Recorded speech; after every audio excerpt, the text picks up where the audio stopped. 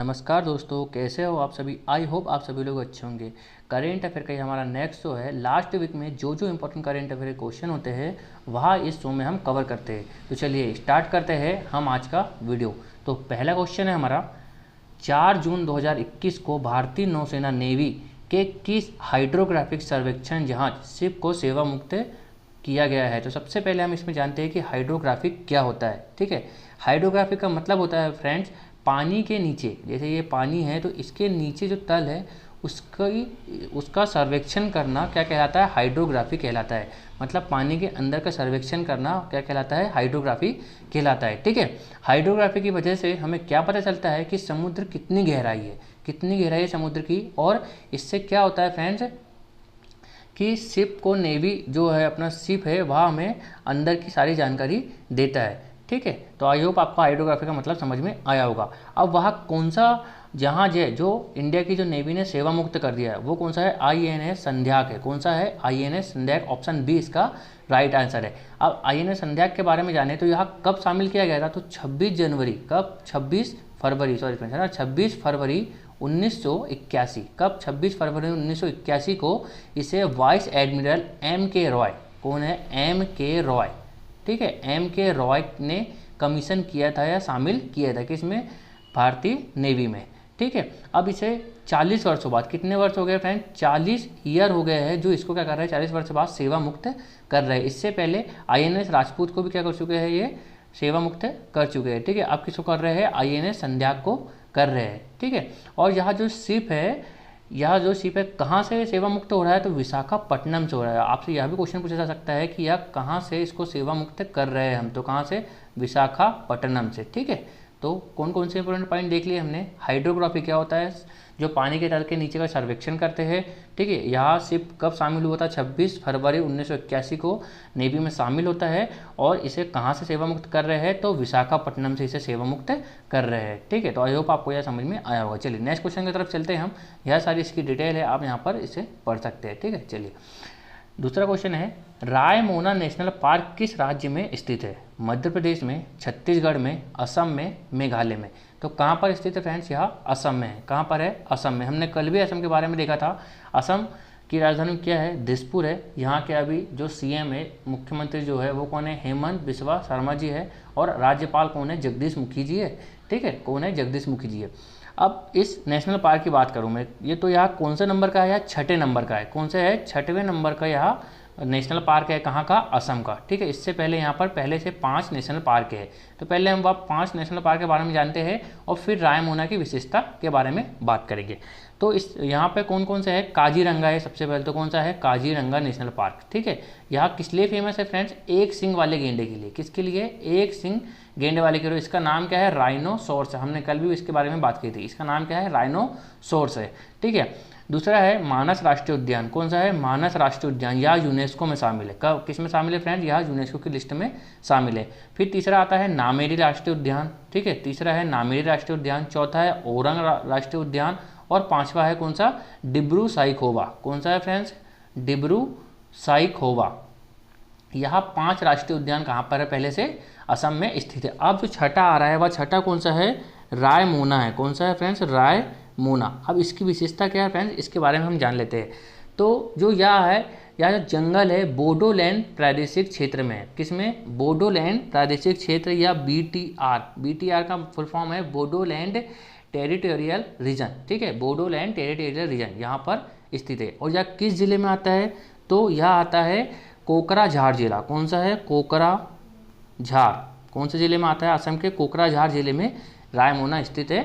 वो आरक्षित वन क्षेत्र है जिसको क्या किया है, राष्ट्रीय उद्यान घोषित किया है। किन्ने किया, या हेमंत बिस्वा शर्मा, जो कौन है वहाँ के मुख्यमंत्री है। ठीक है, अब असम के जो राष्ट्रीय उद्यान जो BTR जो कोकराझार जिले में आता है, इसकी जो मुख्य विशेषता है उसके बारे में बात करो तो यहाँ पर सुनहरे लंगूर होते हैं। कौन से, सुनहरे लंगूर। आप ये फोटो में देख सकते हैं। यहाँ पर क्या पाया जाता है, सुनहरा लंगूर और बाघ, एशियाई हाथी, तेंदुए, जंगली भैंसा या भारतीय गौर, हॉर्नबिल फेस्टिवल कहाँ का है फ्रेंड्स, हॉर्नबिल की बात करूँ मैं तो हॉर्नबिल कहाँ का फेस्टिवल है, नागालैंड का है। ठीक है, यहाँ पर हॉर्नबिल, चित्तधार हिरण और पक्षियों की 170 प्रजाति, कितनी, 170 प्रजातियाँ, और तितली की कितनी, 150 प्रजातियाँ लगभग यहाँ पर पाई जाती है। ठीक है, तो यह इसकी विशेषता हो जाती है। अब अपन सबसे जो मानस राष्ट्रीय उद्यान है, कौन सा है अपना मानस राष्ट्रीय उद्यान, वह भी कहाँ पर, यहाँ पर, यहाँ यूनेस्को में शामिल है, एक विश्व धरोहर स्थल शामिल है। क्यों? क्योंकि इसको प्रोजेक्ट टाइगर रिजर्व जो था इसको घोषित किया गया है, ठीक है। और यह असम में एक बायोस्फीयर रिजर्व भी है, ठीक है। कौन सा? मानस राष्ट्रीय उद्यान। तो आई होप आपको यह समझ में आया। क्या क्या पॉइंट हमने बताया फ्रेंड्स इसमें, कि यह कौन से जिले में है, कोकराझार जिले में स्थित है रायमोना, और यह बोडोलैंड प्रादेशिक क्षेत्र में आता है, ठीक है। और यहाँ पर 5 कौन कौन से राष्ट्रीय उद्यान है असम में, काजीरंगा, मानस, नामेरी, ओरांग और डिब्रू साईखोवा, ठीक है। तो यह आपको सारा समझ में आया होगा। जो मानस है वह एक कौन सा है, टाइगर रिजर्व क्षेत्र है, जो असम का एक बायोस्फीयर रिजर्व होता है, ठीक है फ्रेंड्स। तो इसका आंसर क्या हो जाता है हमारा, सी ऑप्शन हो जाता है। क्या हो जाता है? असम। चलिए नेक्स्ट क्वेश्चन की तरफ चलते हैं हम।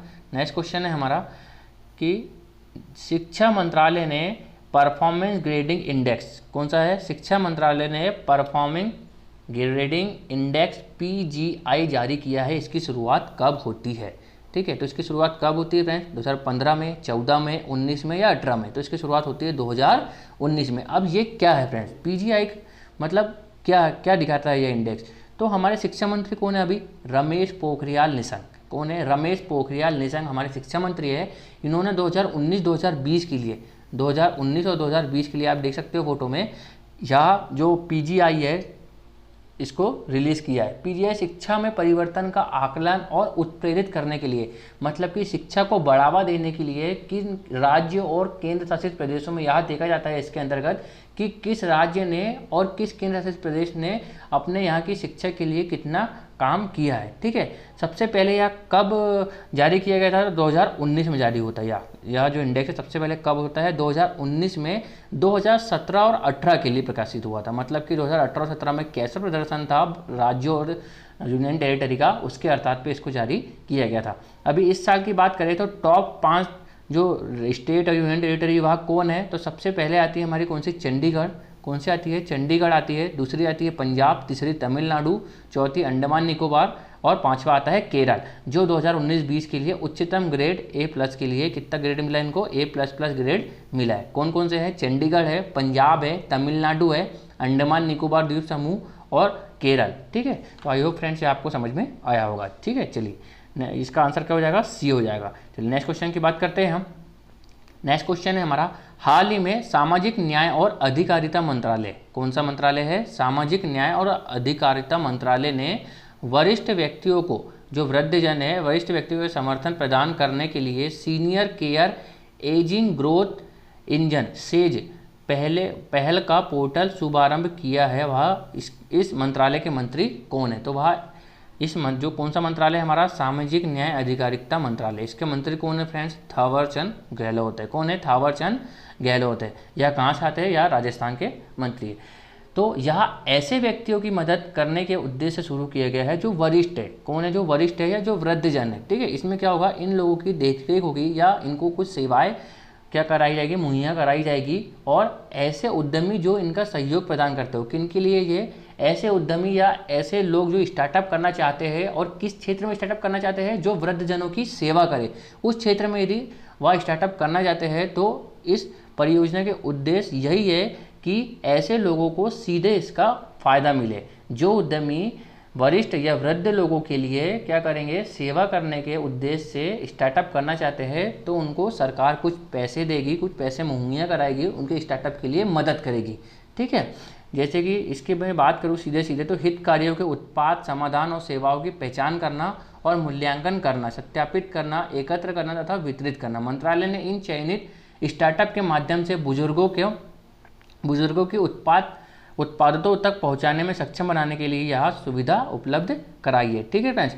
अब 1 अक्टूबर कब मनाया जाता है वृद्धजन दिवस, 1 अक्टूबर को अंतर्राष्ट्रीय वृद्धजन दिवस मनाया जाता है, ठीक है फ्रेंड्स। और जो वृद्धजनों के लिए कौन कौन सी और सेवाएं चल रही है बुजुर्गों के लिए, तो राष्ट्रीय वयोश्री योजना RVY, प्रधानमंत्री वय वंदन योजना, ठीक है, और वयोश्रेष्ठ सम्मान। इन तीनों योजना में फ्रेंड्स वृद्धजनों का क्या होता है, इनको सहायता दी जाती है या पेंशन दी जाती है। इन तीनों योजना में यही काम होता है, ठीक है। चलिए नेक्स्ट क्वेश्चन की बात करते हैं हम। जहां वोट वहां वैक्सीन, फ्रेंड्स यह बहुत ही इंपॉर्टेंट क्वेश्चन है। यह इस तरह का पहला अभियान है जिन्होंने चालू किया, और यह बहुत ही इम्पोर्टेंट है, क्योंकि आगे घर घर जो वैक्सीनेशन का जो लक्ष्य है इससे पूरा हो सकता है। आई होप ऐसा, मतलब मेरा मानना है ऐसा। ठीक है, चलिए तो देखते हैं हम, जहाँ वोट वहाँ वैक्सीनेशन अभियान किसने शुरू किया है। तो किसने किया है फ्रेंड्स, आप फोटो में देख सकते हो कौन है, यह अरविंद केजरीवाल है। कौन है अरविंद केजरीवाल, ये कहाँ के सीएम है, तो यूनियन टेरिटरी हमारी दिल्ली, जो राष्ट्रीय राजधानी भी है, कौन क्या है, दिल्ली। ठीक है, तो हाल ही में दिल्ली में क्या हुआ है, मुख्यमंत्री केजरीवाल ने क्या किया है, बूथ स्तर पर, बूथ मतलब कि जहाँ पर वोटिंग होती है, बूथ स्तर योजनाबद्ध तरह से सामूहिक टीकाकरण करने की शुरुआत की है। इस अभियान में क्या होगा, इस अभियान के तहत लोगों अपने निर्धारित मतदान केंद्र, कहाँ पर, जहाँ जैसे कि आपका मतदान केंद्र जहाँ भी होगा, जहाँ आप वोट देते हैं, जिस आपके पास वाले सेंटर पे, वहाँ पर टीकाकरण शुरू करने की पहल स्टार्ट की है। और इन्होंने लक्ष्य रखा है कि 4 सप्ताह में दिल्ली में 45 से ऊपर वाले जितने भी 45 एज प्लस लोग हैं उनको क्या करें, पूरा टीकाकरण इनका हो जाए। ठीक है, यह इनने इसमें लक्ष्य रखा है, तो यह बहुत ही इंपॉर्टेंट है। ठीक है, चलिए हम कुछ महत्वपूर्ण योजनाओं के बारे में बात करते हैं। सबसे पहले हमारी मिशन हौसला, ये किसने स्टार्ट करी है, उत्तराखंड सरकार ने करी है। इसमें उत्तराखंड पुलिस ने करी है, उत्तराखंड की पुलिस ने करी है। इसमें क्या होगा, कोविड-19 के जो व्यक्ति है उनको उनके घर पर ही सेवा दी जाएगी। ठीक है, अंकुर योजना किससे रिलेटेड है, पर्यावरण मतलब कि पौधों से रिलेटेड है, किसने शुरू करी है, मध्य प्रदेश ने। कोविड फतेह पंजाब ने करी है। मेहतारी दुलार योजना किससे है, छत्तीसगढ़ से है। कोविड फतेह पंजाब से हो जाती है। अंकुर योजना एमपी से हो जाती है। मिशन हौसला उत्तराखंड से हो जाती है। ठीक है, स्मार्ट किचन योजना केरल। ठीक है, प्यार का जो पौधा है वह किसने करी है, बिहार ने करी है। ठीक है, बिहार ने करी है। और चिरंजीवी योजना कौन सी है, चिरंजीवी योजना किसने करी है, राजस्थान ने स्टार्ट करी है। ठीक है, इसमें स्वास्थ्य की जो सुविधा है वह फ्री में दी जाएगी। और एक है घर घर योजना, घर घर औषधि योजना, कौन सी है, घर घर औषधि योजना, जो अभी स्टार्ट हुई है, घर घर औषधि योजना। तो यह किसने करी है फ्रेंड्स, यह भी राजस्थान ने करी है। किसने करी है, राजस्थान में करी है। इसमें औषधि का एक पौधा किनको फ्री में दिया जाएगा, हर घर को। ठीक है, तो आई होप आपको यह सारी योजना समझ में आई होगी। यह आपके लिए बहुत इंपॉर्टेंट है, यह सारी नई योजनाएं हैं जो आपके आने वाले एग्जाम में आपसे पूछी जा सकती है। ठीक है, आज का हमारा यह लास्ट क्वेश्चन है। हम आज के लास्ट क्वेश्चन के बारे में बात करते हैं। तो हमारा क्वेश्चन है, हाल ही में प्रधानमंत्री नरेंद्र मोदी जी ने E100 प्रोजेक्ट की लॉन्चिंग किस स्थान से की है। तो यह E100 क्या है फ्रेंड्स, तो कहाँ से की, इसका आंसर तो जाता है पुणे। क्या जाता है, पुणे। E100 का मतलब है फ्रेंड्स इथेनॉल। इथेनॉल आपने सुना होगा, जैव ईंधन है। कैसा है हमारा इथेनॉल, क्या है, एक जैव ईंधन है। तो हमने इसका लक्ष्य रखा था कि पेट्रोल में क्या करेंगे हम, पेट्रोल प्लस एथेनॉल हम यहाँ मिलाकर जैव ईंधन तैयार करेंगे। इसका लक्ष्य रखा था हमने 2030 तक के, कितने परसेंट का, 15% का। कितने परसेंट का, 15% का हमने यह लक्ष्य रखा था। पर अभी मोदी जी ने यह योजना लॉन्च करके क्या बोला है पुणे से, कि विश्व पर्यावरण दिवस के अवसर पर E100 पायलट प्रोजेक्ट लॉन्च किया है। और इस रिपोर्ट ऑफ एक्सपर्ट, क्या है, report of expert committee on road map for ethanol blending in India 2020 to 2025 launch. मतलब कि जो यहाँ लक्ष्य है 2030 से घटाकर कब कर दिया है, 2025 कर दिया गया है। ठीक है, और इसे विश्व पर्यावरण दिवस की जो थीम है, बेहतर पर्यावरण या पारिस्थितिक बहाल के लिए जैव ईंधन को बढ़ावा देने के अनुरूप जारी किया गया है। ठीक है, इथेनॉल के बारे में हम कुछ बातें जान लेते हैं। जो इथेनॉल अणु है, जो ऑक्सीजन होता है, क्या होता है, एक ऑक्सीजन होता है जो इंजन को पूरी तरह से ईंधन का दहन करने की अनुमति देता है। मतलब उसको इंजन में क्या होता है, कार्बोरेटर होता है, वहाँ पेट्रोल को जलाता है उसमें, और फिर उससे इलेक्ट्रॉनिक ऊर्जा फिर पूरे कहाँ, अपनी गाड़ी में फैलती है। इससे क्या होगा, उत्सर्जन कम होगा और पर्यावरण प्रदूषण भी कम होगा। ठीक है, इथेनॉल चीनी उद्योग का उत्पाद होने के कारण एक अक्षय ऊर्जा का स्रोत है। कौन सा है, अक्षय ऊर्जा का स्रोत है, जो carbon dioxide, carbon monoxide, hydrocarbon और उत्सर्जन से में शुद्ध कमी लाता है। इससे क्या होगा, जो कार्बन डाइऑक्साइड, मोनोऑक्साइड है और जो हाइड्रोकार्बन है, इसका उत्सर्जन यहाँ नहीं करता है और उसमें कमी लाता है। ठीक है, जिससे क्या होगा, पर्यावरण सुरक्षित रहेगा। तो अभी पेट्रोल प्लस इथेनॉल की बात करूं मैं, अभी पेट्रोल प्लस इथेनॉल की बात करूं तो इंडिया कितने प्रतिशत मिला रहा है, अभी 8.5% तक के लक्ष्य पूरा किया जा चुका है। 2025 तक के कितना लक्ष्य है हमारा, 15% तक का लक्ष्य है, जिससे क्या हो सके, यह जैव ईंधन के रूप में तैयार हो सके। ठीक है फ्रेंड्स, तो आई होप आपको यह समझ में आया होगा। चलिए हम कल का रिविजन देख लेते हैं।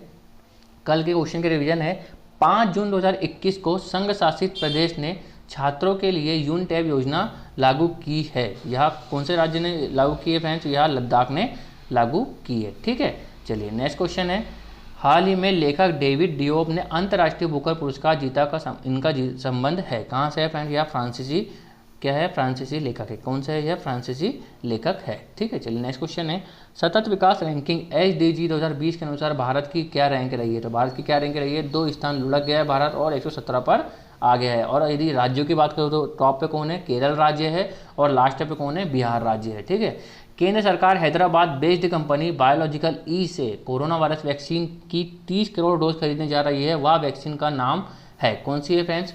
कार्बोवैक्स है। कौन सी वैक्सीन है? या कार्बोवैक्सीन है। ठीक है, चलिए नेक्स्ट क्वेश्चन है, पद्मश्री पुरस्कार सम्मानित प्रसिद्ध साहित्यकार लक्ष्मी नंदन बोरा का 89 वर्ष की उम्र में निधन हो गया है, इनका संबंध है। तो इनका संबंध किससे? असमिया भाषा से है और यह असम के है। ठीक है फ्रेंड्स, तो चलिए, और आज का क्वेश्चन है, आपको इसे कमेंट करके बताना है कि विश्व महासागर दिवस मनाया जाता है। तो विश्व महासागर दिवस कब मनाया जाता है, यह आपको कमेंट बॉक्स में कमेंट करके बताना है। ठीक है, चलिए फ्रेंड्स, तो आज के सेशन हम यही समाप्त करते हैं। आई होप आपको यह वीडियो पसंद आया होगा। आपको यदि वीडियो पसंद आता है तो इसे ज़्यादा से ज़्यादा लोगों में शेयर कीजिए और हमारे चैनल को सब्सक्राइब कीजिए। Thank you so much friends.